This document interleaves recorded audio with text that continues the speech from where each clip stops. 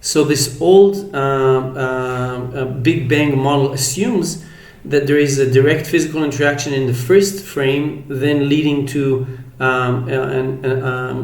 creation and expansion of the second frame, third frame, fourth frame, etc. So the nuclear event led to the creation, so to speak, of matter, of suns, planets, galaxies, matter, energy, which is all expanding.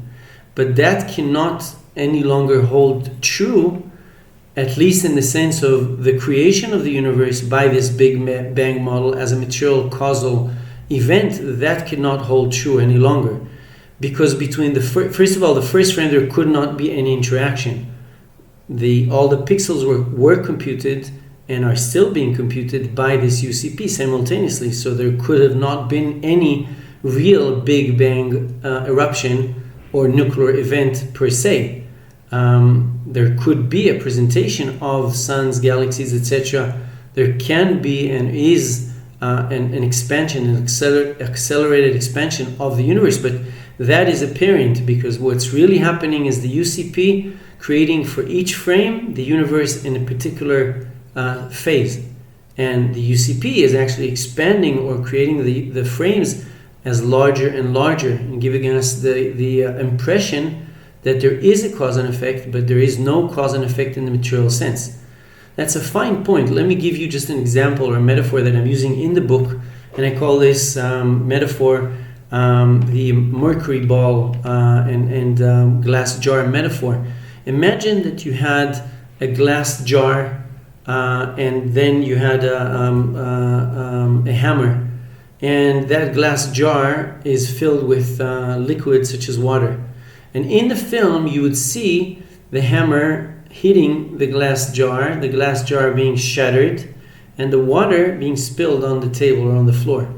Now, without examining the mechanics, the frame-by-frame dynamics, I'd ask you, or any observer, okay, what caused the breakage of the glass jar and the spillage of the water? You'd say, oh, it's simple, it's the hammer, right? But if we paused for a second and analyzed, and we saw the first frame, these are presented simultaneously. The hammer and the glass jar are presented simultaneously. There cannot be any cause and effect between them.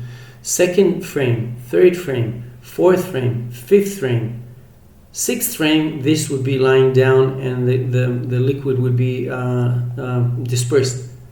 But at no frame, because they're presented simultaneously, at no frame there is a cause and effect between them.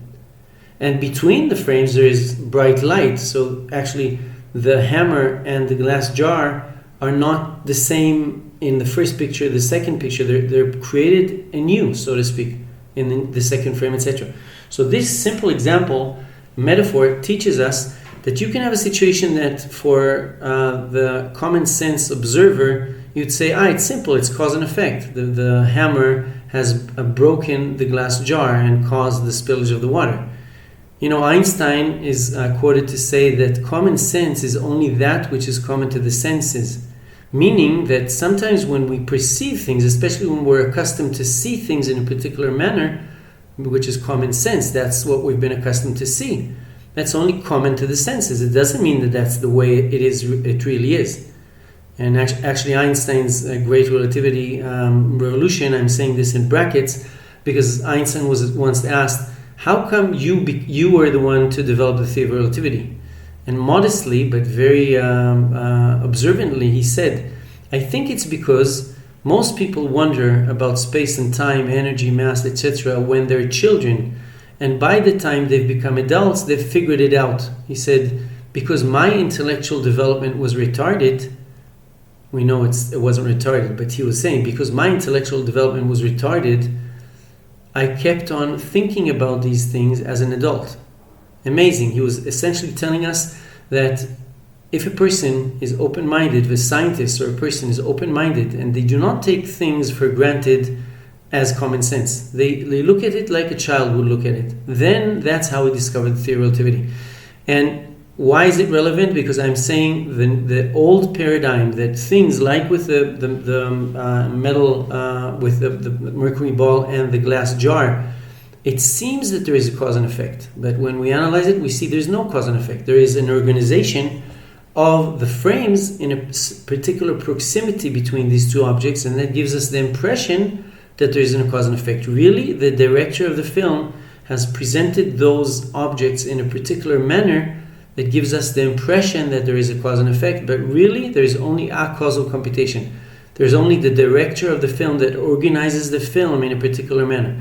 And so God's physics paradigm says there cannot be any cause and effect. The Big Bang model does not hold, nor does Einstein relativity theory, in the sense Einstein's equations, that the world is evolving by this dynamics interaction between massive objects and space-time, because the universe is being dissolved every billionth of a billionth of a billionth of a second and being recreated, and all the frames are organized really by this universal consciousness principle.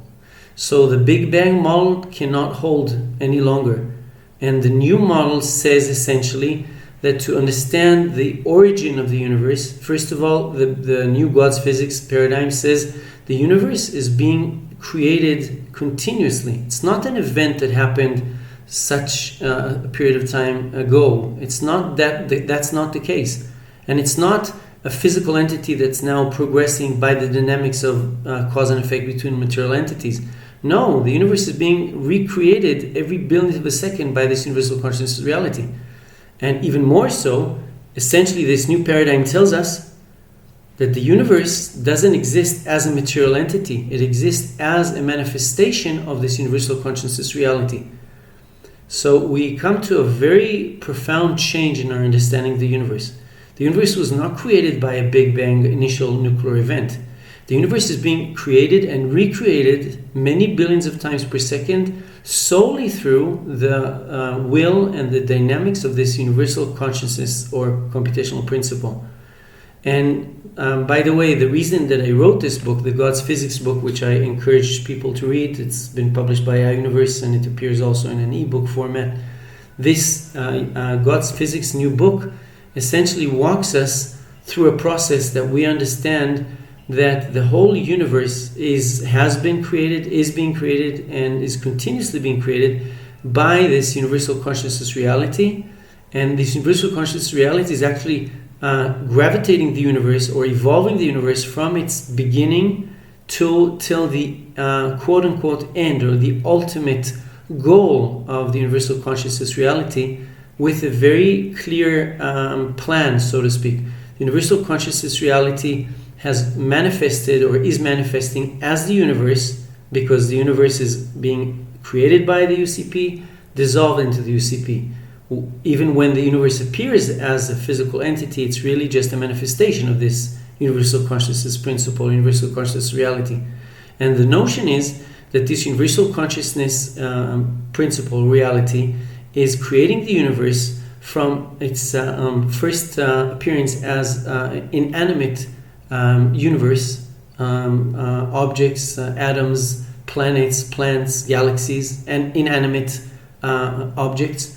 Then through animate plants, animals, human beings, which possess the most expansive form of consciousness, and even human beings are led from the beginning. The goal is of this universal conscious reality to lead the whole of the world, the whole universe, and humanity towards the goal state, which in Jewish tradition is called Geula, a perfected redemptive state.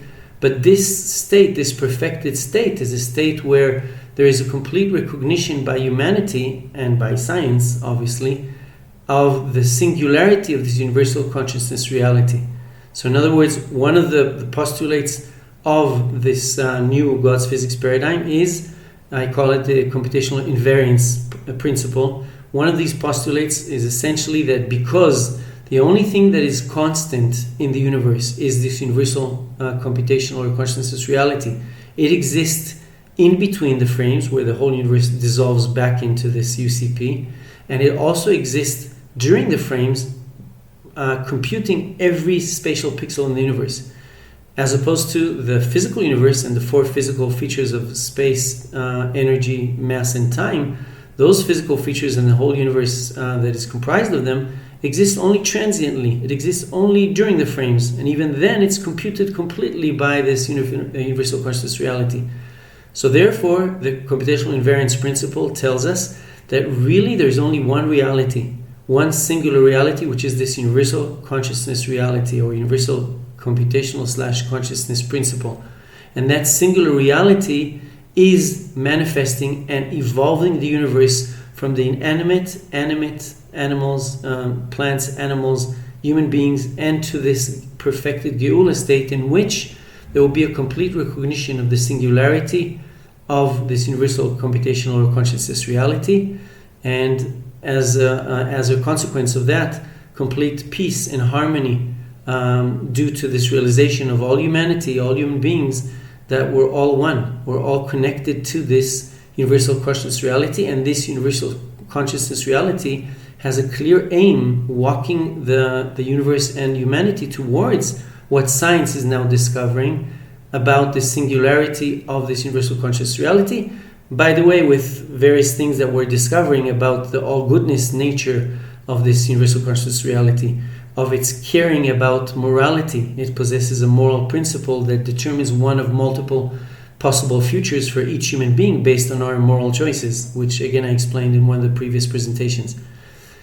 So we stand at a very exciting time, no doubt, and this new God's physics paradigm pointing at the universal consciousness reality as the sole and singular reality that's manifesting as the universe and walking humanity towards a perfected state, that's extremely significant in our world.